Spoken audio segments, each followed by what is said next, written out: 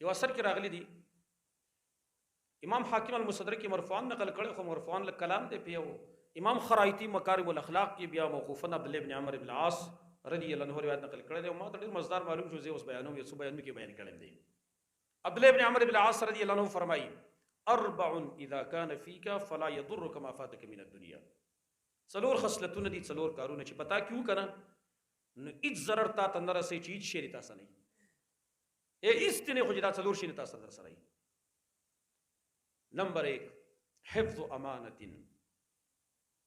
د امانت حفاظت. د امانت حفاظت، امانت مونږ یوازې خدای ته چاله پیسې ورکړي چې دا کېده، یوازې ته امانت مونږ یو.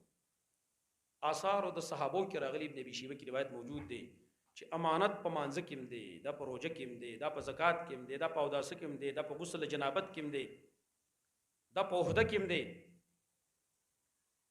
او دا رنګ دا په پیسو کې هم دی. کم ذمہواری چې تا ته وسپارلې شوه بس دغه امانت دی.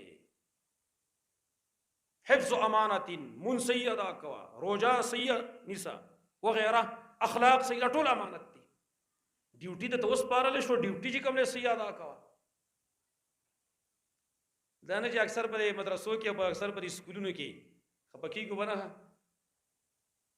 سار ټی مثال په تور 8 بجې باندې ازيري یا را رواني 10 بجې راورسي کې ول 10 پاتو بجو کې وي.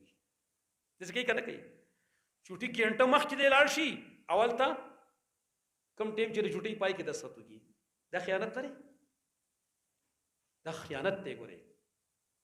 ناپ تول کی کمیزه ته کول دا خیانت ته. پردي حقونه غزا کول دا خیانت ته. ودایا چا د سامانتونه کې خودل ای کی خیانت کول دا ظلم دی، رضیته. حفظ امانت، امانت داری. دویم نبی صلی الله علیه عبد الله بن عمرو بن العاص رضی الله عنه فرمایي دویم خصلت څه شری؟ صدق حدیث، رښتیا خبرې کول، رښتیا وی. او دا دی ملګرو ته اکثر وی ګوره په نبوت پسې دویمه درجه هغه چا ده؟